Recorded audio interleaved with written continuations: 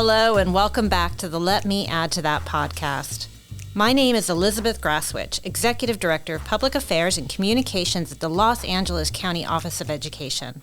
We are the largest regional education agency in the United States. We serve 80 school districts and nearly 2 million children. We are excited to use this platform to take a deep dive into the conversations surrounding our students and schools in LA County.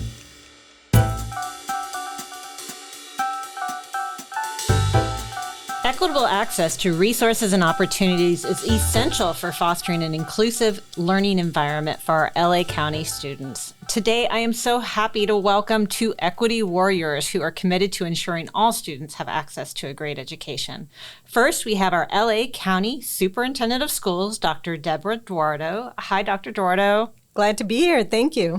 Alongside Dr. Duardo, we have distinguished USC professor and dean, as well as speaker, author, and sociologist, Dr. Pedro Noguera. Welcome, Dr. Noguera. Thank you. Great to be with you. That's great to have you, too. I'm pretty excited because I also have to admit that Dr. Noguera is my dean or my former dean, so it's exciting to have both of you in a room together, so thanks for being here.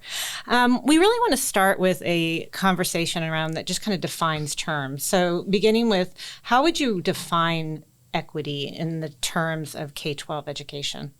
Liz, before we define equity, I just have to say that I am super excited to have Dr. Pedro Noguera. He said we can call him Pedro today. Yes. But such a leader who's been doing this for decades and is known not only across LA, but across the state, across the country, and probably around the world. We use him many times to come out to do professional development, to train, and to learn from. So it's really an honor to have you here today. Thank you, Debra. It's great to be with you. So going back to just starting with the definition, how do we define equity in K-12?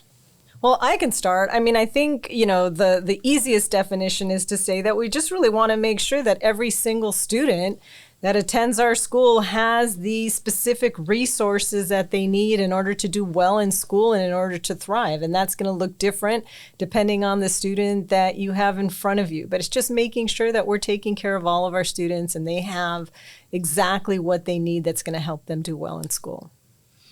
So I would support everything Debra just said about what equity means, but then you have to ask, then why is it controversial? Why have some districts, some states started moving away from that, since there's not a single state in the country that says we only educate some kids, right?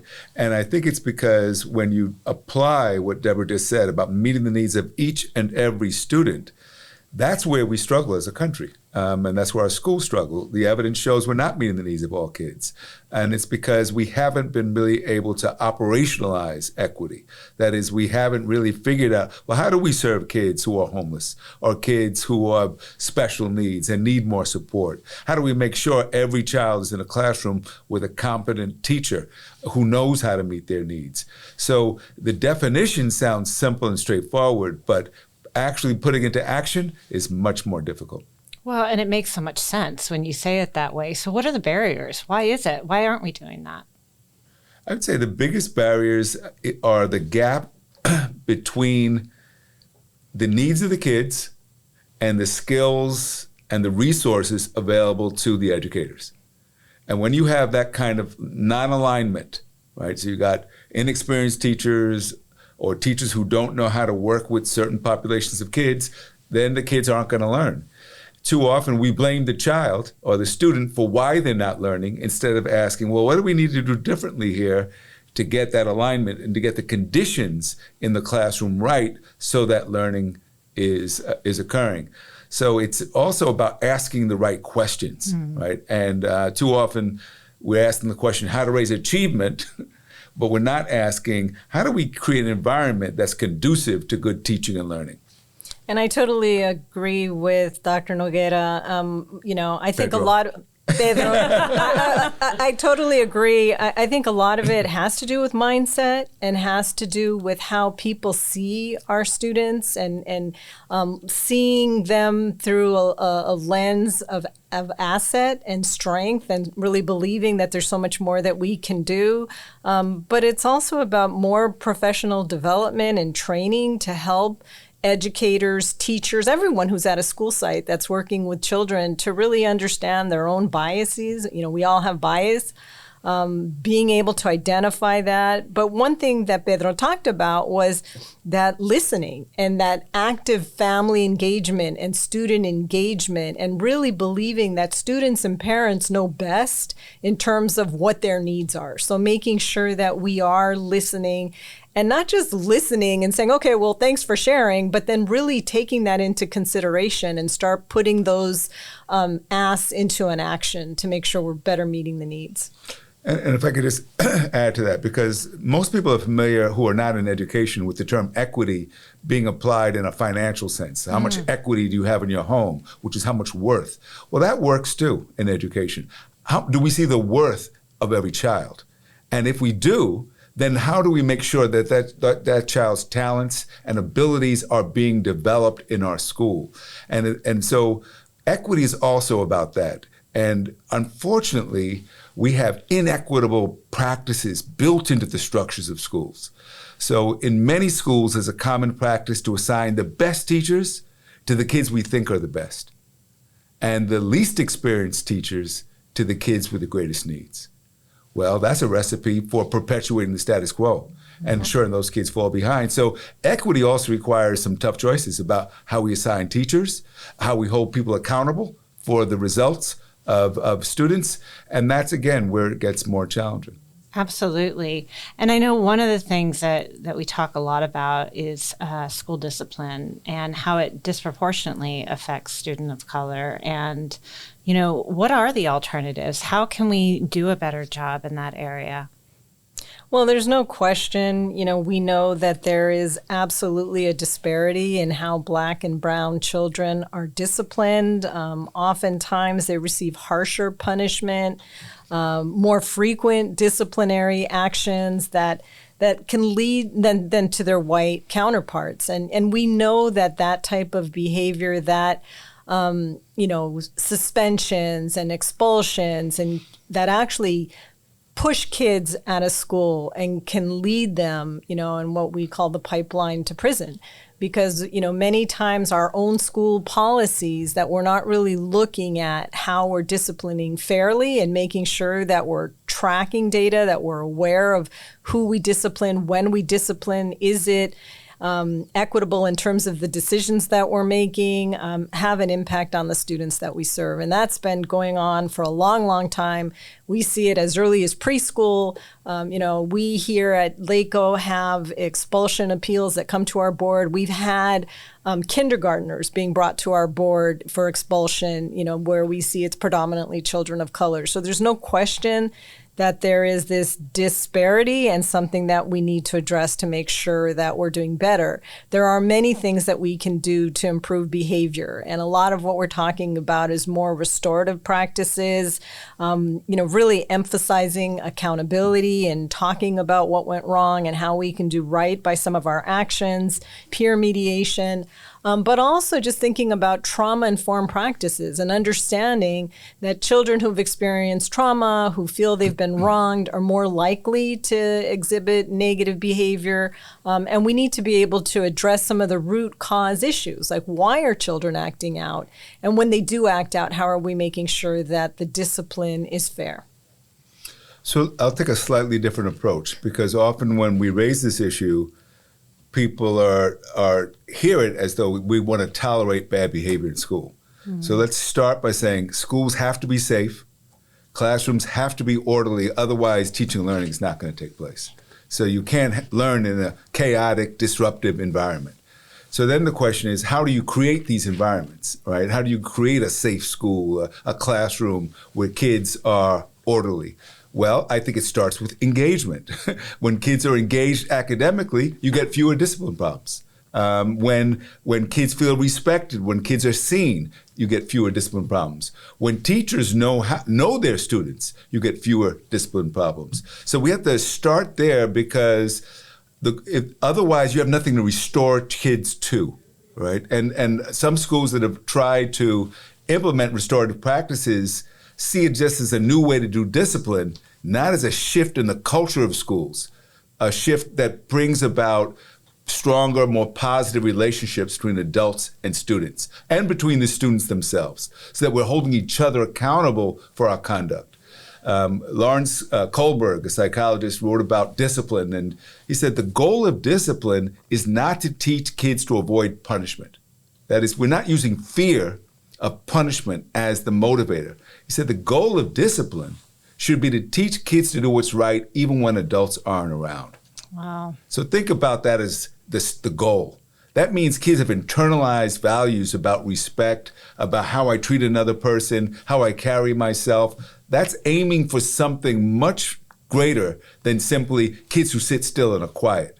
We have too much focus on compliant behavior and not enough focus on how do we get kids engaged, how do we get kids to take responsibility for their education and for their actions. It seems to just boil down so much to just each individual student, right? Each individual child, and seeing them, right? And seeing their experiences. And that even extends to the community, right? That many of them come from marginalized communities, or families of even historic challenges that they've dealt with. How do we help with that at a school level?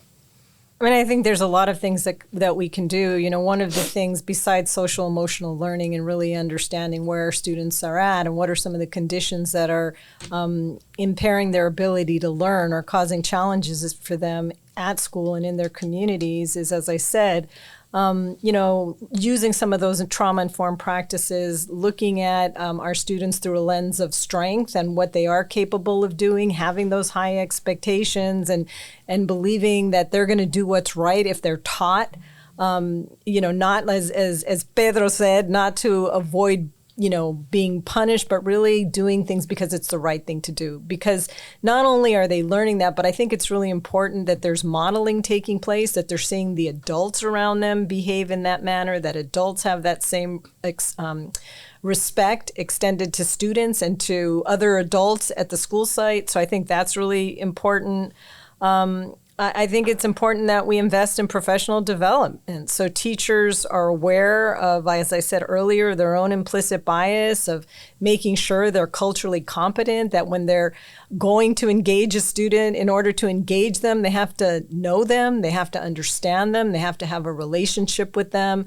I think those are all programs and things that we need to do. But I also think that, having mentorship programs and connecting students to professionals in backgrounds that they're interested in, that engagement, that opportunity to intern, to really experience, to have that exposure to what a student wants. And again, I think it goes back to really asking that student what it is that they want. We start with where they're at so that we can help them develop the skill sets and expose them to the opportunities so they can get to where they want to be. And a lot of what Dr. Duardo or Debra has said goes both ways. Exactly. Is embodied in community schools. And many schools and districts now have embraced this concept. And the idea behind a community school is to actually take some of the pressure off of teachers. If you think about it, kids are coming with, they need counseling, they need social support, they need mentors. You can't put all of that on a teacher, otherwise it's overwhelming. So community schools now bring in other professionals and volunteers who can provide social workers and counseling and after-school programs and mentoring to kids in need. And especially in low-income communities, marginalized communities where kids are coming with greater needs, you need to have those other services available. You also need to have better relationships with the families that are being served. The families need to trust you. They need to know that school is a place where they care about my child and where my child will be supported. And when that comes together, good things can happen. We wrote an op-ed recently about Compton schools. And, most people who don't know Compton only hear about it as a place that's had a lot of problems, or maybe they know about the hip hop and others, but they don't know that it's like doing amazing work right now in STEM and math and science education, and that they've had a superintendent that's been in place for 13 years, and that despite the poverty in the community, the schools are finding ways to meet the needs of the kids, to engage them, and to enable them to achieve more later in life.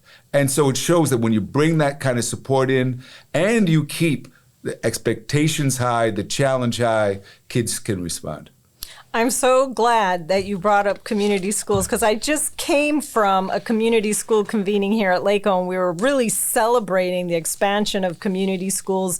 We started off with 16 schools in a pilot program, and now we have almost 500 community schools in LA County. I'm so glad that you're acknowledging Dr. Brawley at Compton, who was one of our superintendents of the year, who's done incredible work in so many ways with STEAM, and just the student outcomes that you see in Compton is really remarkable. But I just wanted to say, we're just talking about the 4 cornerstone commitments of community school. And one of the first one is racially just and restorative school climates. So creating that climate where people feel like, yes, they're welcome, they belong, they're safe places, assets-driven and strength-based practices, culturally proficient, relevant instruction so that students are engaged. And that other thing that's so important is that shared decision-making, where we're telling students, you are part of the decision-making process. We're telling parents, we're not just asking you what you think just to get feedback. We're actually going to take the feedback that you're giving us, that you're going to be a part of the decisions that are made that are impacting your students' ability to learn and their experience here at the school.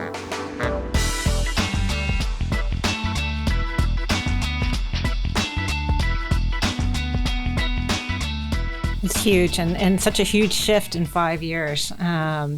One of the other components is related to teachers, right, and teacher diversity. And we talk a lot at LACO about the teacher pipeline. So, from both your vantage points, what can schools and districts do? What can universities do to increase the diversity of teachers? It's a challenge. It's a challenge to get anybody to be a teacher right now. Yeah, that's true. So much less, people who didn't have good experiences themselves in school say, no, we need to come back and teach the kids. And so trying to convince Black and Latino college students to become teachers is not easy. What I found to be most effective is to really start introducing the idea while they're in middle and high school. Get them involved in tutoring, get them to see from experience how powerful it can be. That's what got me to be a teacher, is working in schools with kids and seeing that you can really make a difference by working with children. So that's what we need to do, is expose them to it more, because the diversity, and it's not just racial diversity, it's socioeconomic diversity, it's people who have lived experience that's similar to the children, so that they can understand the world the kids are in and help the kids to understand the value of education. And when you bring that together, it can be really powerful. Absolutely. I absolutely agree with everything Pedro said, but I think a lot of times for if you ask a teacher, what motivated them, a lot of times they'll say, it was another teacher. It was a relationship, a connection, a teacher that made a difference in their lives. So I think when we have teachers that are relating to all of their students and giving all students that feeling of like, this teacher really cares about me, and I want to be a teacher. I want to do that for others. I want to do that in my community. But I think other things that are really important are making it easier, especially for people of color, to go into the field by assisting financially, some of the programs in place to help pay for tuition, to help pay for some of the credentialing, making it easier for people who are already, adults and have children and are thinking about going back to school. And one really good example that I'm really proud of is a program that we have with early childhood education here in our Head Start program. So we've developed a program where we're taking parents who are able to have their children in Head Start. And in order to qualify for Head Start, those are our most low-income families. So taking those parents who are interested in working with children and partnering with community colleges and universities to get them through their education, so paying the tuition, paying for the supplies, paying for childcare, whatever they need in order to go through the program, and putting them in internship or apprenticeship programs where they can actually become teachers. So we're not only addressing the shortage of early childhood education teachers and also attracting more people of color into the profession, but we're empowering parents who are, getting out of poverty, doing something that they really enjoy doing, and having the opportunity to get the support they need in order to do that. And we're also looking at that for other, not just teachers, but for social workers and counselors that need to get a PPS credential or specific credential to work in schools, is finding ways where we can help financially. Because nobody wants to go into a tremendous amount of debt to become a teacher or counselor or social worker, only to get paid, which we would all agree on, that teachers don't make enough money. So we also need to look at that as well. Absolutely. Yeah, and that is such a cool program. I'm glad you brought that up. And it really makes me want to shift to just early childhood education in general and how that can be a foundation for success for some of our students. It's so important because kids are naturally curious, especially when they're small. They're asking questions. And if you can feed that natural curiosity, and by helping kids to learn through discovery, learn through play, then you can get kids who are self-motivated learners. And so you want to expose kids to learning and an environment where they're stimulated early on, because the gaps in achievement that we are so concerned about don't start in kindergarten. They start way before. We don't have equal access to books in the home. We don't have equal access to the museums, to other experiences. So early childhood education begins to level the playing field, but just begins to. Exactly. It's critical. The sooner we can get children in school, get them learning to read, playing in creative ways that builds on their curiosity, the better off they're going to be. Also, the earlier we can get children in school, the more likely we are to be able to identify any learning challenges that we have. The earlier we can identify those challenges, the sooner we can intervene with resources and supports to make sure that we can support them and whatever those learning challenges are.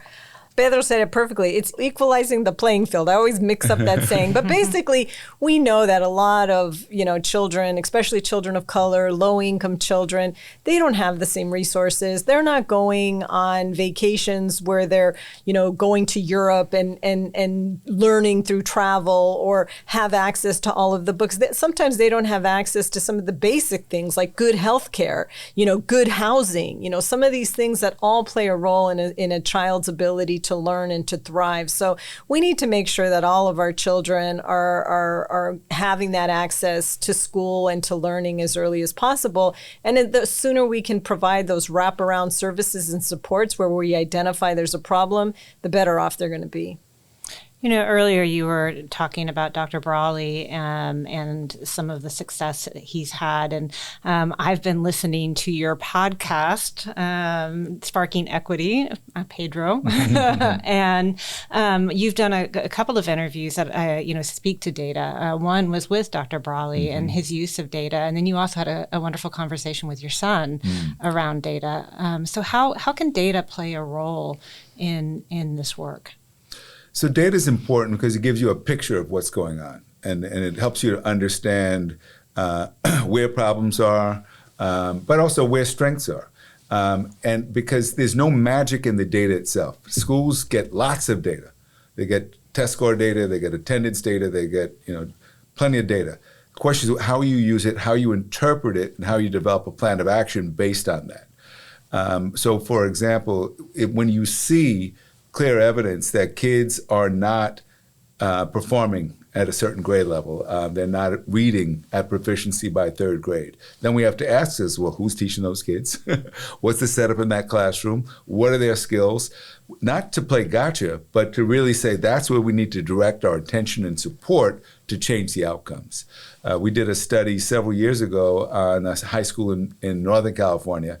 We're trying to understand why this school that had so many resources had such wide disparities that corresponded with race and socioeconomic status. And it was by looking at the data together with the teachers in the community that we started to acknowledge that they had almost deliberately assigned the least experienced teachers to teach ninth grade kids who are in pre-algebra. If you fail pre-algebra in your fall semester, you're not on track to get the courses you need to get to college, to the UC system or CSU system. And we were able to show them that by changing the way they assign teachers, changing the way they assign students, they could get different results. So the data gives you that bigger picture that allows you to see what's happening. Yeah, I think that's a good point. I also think it's important, like you said, schools collect a lot of data, but it's a matter of what the districts and the schools do with that data. And I think the other thing that's really important is how they analyze that data. You know, I remember for a long time I did work in attendance, and, you know, we'd look at a school's attendance data and we'd be like, wow, we're 96, 97%. We're killing it. We're doing an amazing job. And then realizing that once you start to disaggregate that data and really go deeper into it, that you realize, oh, wow, that, you know, the aggregate can mask a lot of things. So we start noticing that kindergarten, you know, African-American children had double the chronic absenteeism rate. We wouldn't have noticed that if we didn't break it down by race, by grade level, by gender, you know, to really pick it apart and understand, like, what is going on. You really have to take data and do something with it so that you can really analyze it. And I think it's really important that we also, beyond the data, because just like Pedro said, you know, the data doesn't tell you everything. It just says, hey, we got a problem with kindergarten and our African-American children. We got a problem with ninth graders that, you know, are not attending as well as other students. We notice, oh, it's K in ninth grade, but it doesn't tell you why. Why is that? Why do African-American students not engage early on in kindergarten? What are we doing that is impacting that? So I think it's really doing more, you know, having more conversations with community, with families, having focus groups, and really understanding, well, this is what the data says, but that doesn't tell us why. So going deeper into what is this all about? Yeah, absolutely. You know, again, we've talked about Compton, and the good news, like Compton, there are schools and districts that are having success and successfully implementing programs. And we know school districts love to learn from each other. So what are some examples of other districts that are doing some innovative things? Well, you know, we have quite, you know, there's 80 districts in LA County, so we have many that are doing good work. And I don't think I'm going to call out any specific district, but I'm going to say some of the programs or frameworks that are being used in districts. And a big one is the community schools that you just talked about, you know, or that we just talked about. So I think it's school districts that have equity at the forefront. I think it's school districts that are really trying to understand their community and the needs of their community and then come up with action plans to address those needs. I think that parent voice and student voice is critical. I think that there's so much more that we can do when we listen to community. And the other thing that I want to say also about this work is the leaders. So it starts at the top and it goes all the way down. So looking at board members and their role, looking at the superintendent's role, looking at how they are leading with a vision and a real sincere desire to make sure that they're meeting the needs of all of their students. Yeah, I would say that, you know, and it is difficult to name a place because sometimes they were making progress and then a year or two later they're not making progress, because so it's not like you're just guaranteed sustained improvement. But I remember several years ago when Cindy Martin, who is now the deputy Secretary of Education, she was superintendent in San Diego. And they looked at their data and they realized, wow, a lot of our students don't even have access to A through G courses. And they put in a policy that all students had to have access, regardless of what high school. And guess what happened? Their rates of acceptance to the CSU and UC system went way up. They also instituted a policy of bringing the cabinet from the district, 30 people, they called it the instructional cabinet, in central administration to visit a school once a month. And I went on one of the visits to one of the schools, a school that was struggling, a school that had a very large homeless population. And they started by meeting with the principal to hear what was going on. And he described some of the challenges. He described classrooms. He said he had given out writing samples to the teachers, and he asked them, can you guess what grade this student is based on the writing sample?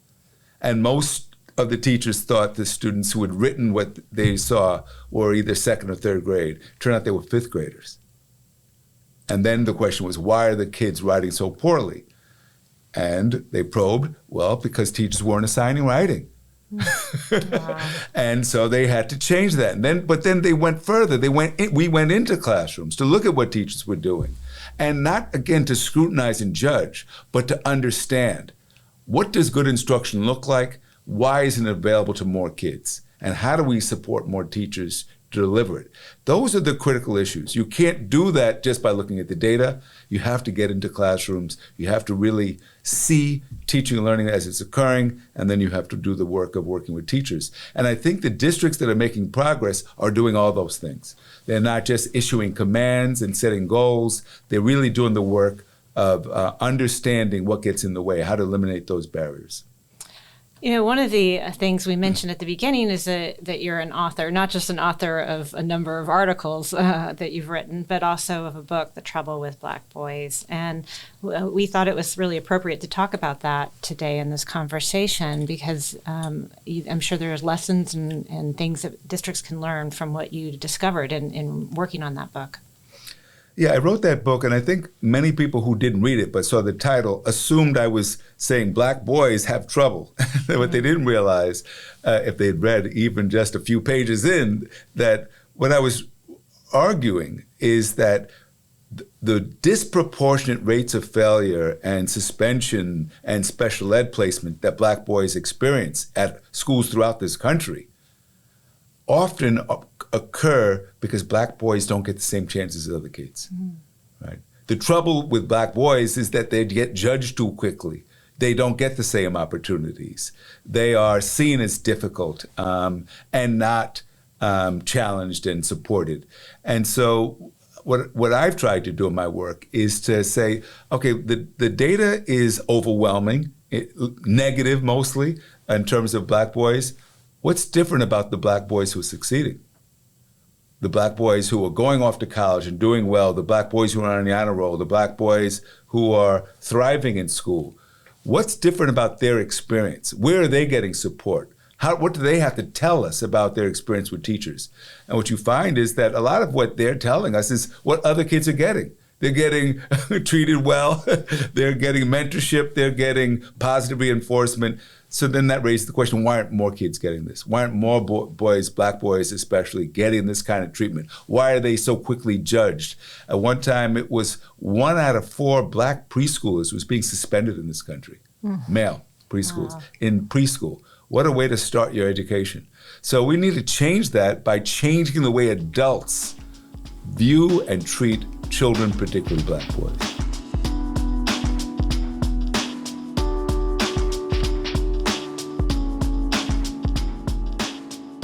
You know, it speaks to curiosity, right? And the need for curiosity when you see data, when you see things happening, and to dig deeper into that. That just comes to my mind as you were talking. One of the things that is on many of our minds is the political polarization that has rendered equity, diversity, inclusion something of a challenging topic for school districts. I know USC had a lecture this fall, bringing together 3 incredible leaders to discuss this. And we know in talking to our 80 districts that that's something that is challenging. What can they do about it? What advice do you have? You know, it's really discouraging that, you know, something as simple as making sure that all students are getting what they need can be viewed as, if we give all students what they need, that some are going to have to go without. Or I think what the fear is for many people, that those more affluent or those more successful students are going to be ignored and those needs are not going to be met. And that's not at all what we're talking about. When we're talking about equity, it's really understanding what the needs are of all students and finding ways to meet those needs. And it's concerning, and I think the polarization has increased, and it's unfortunate because it has a very negative impact on our schools, on our students, on our educators, on our boards when they're experiencing that.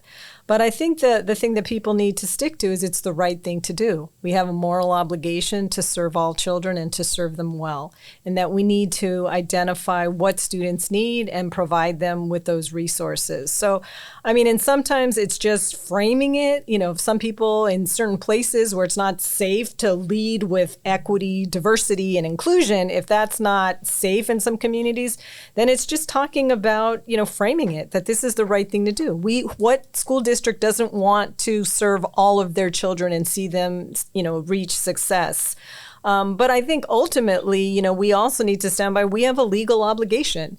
This is what we get funded to do. This is what we're required to do. We're required to teach true history. Things are changing. The laws have changed. Ethnic studies is a requirement in the future as part of the graduation requirement. So, we have to be able to have those conversations with people and build coalitions with our communities and help them to understand that schools are here to support the needs of all of our children. We're funded to do that. It's the right thing to do. And we're going to continue to do that. But I think it's also helpful to bring community in with you. So as an educational leader, it's not just you saying it, but it's your community, it's your parents, it's your students that are also saying, we want to make sure that we're serving all of our children well. Yeah, I would just echo a lot of what Debra just said. Don't let the terms prevent you from doing the work, right? I've had superintendents say, their board said, we don't like the term equity. He says, okay, well then we're just going to focus on educating all the kids. I said, okay, we'll do that. All right. But the focus has got to be on getting the work done, not on don't get in a battle over the words. And I think, as Debra said, the law, use the law. The state standards tell us what kids are supposed to learn, right? There's not a single state in the country that says you can't teach history. You can't teach about the Civil War. You can't teach about the genocide against Native Americans. This might hurt certain people's feelings depending on how it's taught, but it is denying our kids an education if we try to whitewash history. So I think we have to be thoughtful in how we approach it. We have to be willing to listen and hear the concerns of parents when they're being raised. We should not be dismissive. But we also have to make sure that we're listening to real parents and not outside agitators who've come to board meetings just to make a ruckus and create chaos in the community, because that's happening too. But superintendents who actually go out and listen to folks and hear their concerns often come away better able to lead because they are responsive and the parents appreciate the fact that there's real communication. There's another question that I have to ask that Dr. Duardo will not be surprised because it's my favorite topic right now, which is artificial intelligence in education. And I know Rossier School of Education has a big focus on this right now.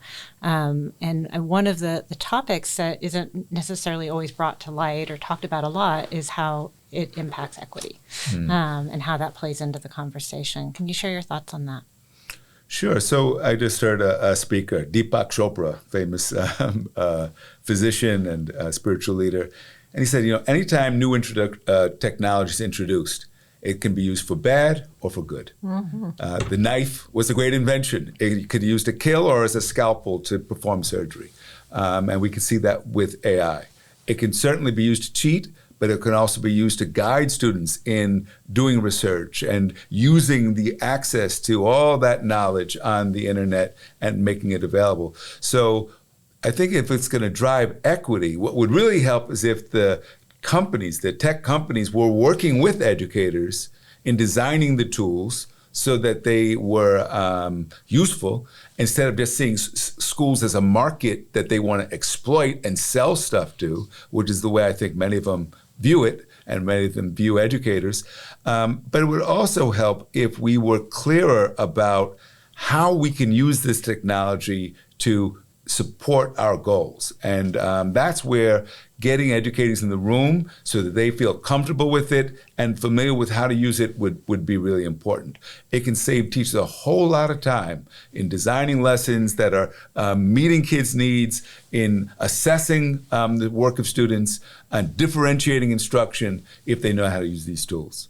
I totally agree. And, what you're talking about is a personalized learning experience that AI can provide by assessing the unique needs of every student that is using it. So when I think about it in terms of equity, I think it's really important that we're making sure some of the basic things, some of the digital divide, that every student has access to broadband, that every student has the device that they need, and that not just the more affluent schools are on top of it and welcoming in artificial intelligence, but we're really thinking about all of our schools, all of our districts across the county, and what we can do. And one of the things, that we did at LACO was we developed these guidelines to help districts think about what they need to do when they're implementing artificial intelligence, to make sure they know how to work with vendors, to ensure that vendors aren't just looking to make money, but they really are creating systems and programs that are going to better support the needs of our students, and that we have more of a voice in that. So I think it's really exciting. Of course, anything can be used, by bad actors to do bad things with something that's absolutely wonderful.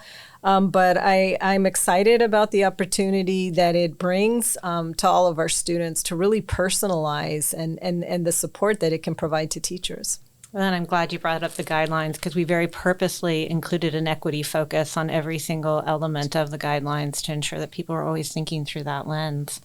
So the artificial intelligence brings us to the future and kind of our close here. So as we close, just thinking about the future and what you're looking forward to, what ideas are out there that are sparking interest for you in this space or giving you inspiration?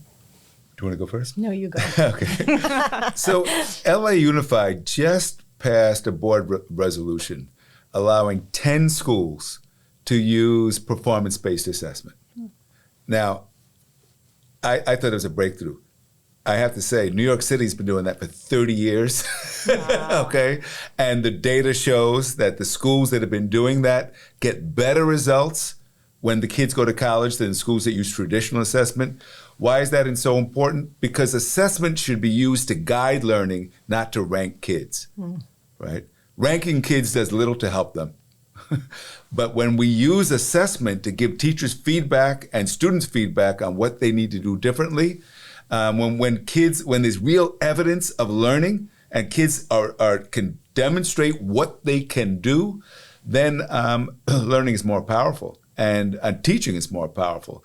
And I'm hoping we'll see more of that. I don't know if there are other districts, Debra, in the county that are experimenting with performance-based assessment, but I hope so, because it really does show a lot of promise. Yeah, I agree, and I've heard a lot of conversation about it. I don't know which districts other than LAUSD is moving forward with that, but I think there's a lot of hope, and there's a lot to be excited about. I think one is more than ever, we've had a historic investment in mental health and well-being, addressing some of the challenges that our students face. I mean, now we're even looking at, restrictions on cell phones at school and what that's going to mean and how that might have an impact on distractions that children may have when they're learning. But I think a lot of the work around equity, and making sure that people are aware, just getting that, like I said, that training, that awareness, that professional development about our own biases and how we can, work to overcome some of that. More of the project-based learning, competency-based education, but also student voice and agency. And I think, again, that whole framework of community school, that empowering voice of student, of parent, of community, of working together, of partnership. I think we're going to see a lot of gains. I'm really hopeful and I'm excited about that, but still acknowledge that there's a long way to go and we have a lot of work to do. Can I just comment on the cell phone ban? Because I'm a little concerned about it. And it's not because I think kids should have cell phones in schools. I'm concerned about how it's implemented, that it could easily result in kids being suspended and conflicts occurring because your teachers are fighting over cell phones. Yeah. A lot of kids who are latchkey kids, their parents want them to have that cell phone.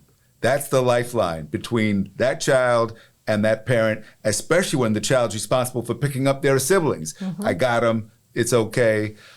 So I think we need to make sure that we do this in a way that does not create a more conflict and more punishment on kids who need to be connected. It should be I would love to see teachers with a box and say, put your cell phone in the box when you're into class and you get your cell phone when you leave class. Let's make it reasonable rather than, because if we go too far in the other direction, we're going to see a lot of conflict. And I totally agree. And I think as everything, it's always in the implementation and how we go about it. Because I think districts that are really thinking ahead is bringing in students and parents and community to help think about what restrictions might look like and what's practical. Because the last thing that we want to see is, discipline policies that are going to kick kids out of school or take, especially with the disparity in terms of already discipline and who, seems to be disciplined the most and the harshest. We got to think about how we're going to do it. I think that there's no question that cell phones in the classroom have become a distraction that we need to address, but we need to think about it and implement it well. Well, I can't thank you enough for this conversation. I'm hoping that it adds to the awareness, Dr. Duardo, that you mentioned, but it's just a complete honor to have, I'm going to have to say it, Dr. Pedro Noguera, Dr. Debra Duardo in the room with us today talking about this important topic. And hopefully, this will inspire people to do better, be better, and remember that this is a shared responsibility for us all. So thank you. Thank you. Shared responsibility. Thank you. Thanks for joining us, Pedro. Thank you, Debra. It's great talking to you. Please follow the Los Angeles County Office of Education on Instagram, TikTok, and Twitter at Los Angeles COE. That's Los Angeles COE. Or you can find us on Facebook and LinkedIn at Los Angeles County Office of Education.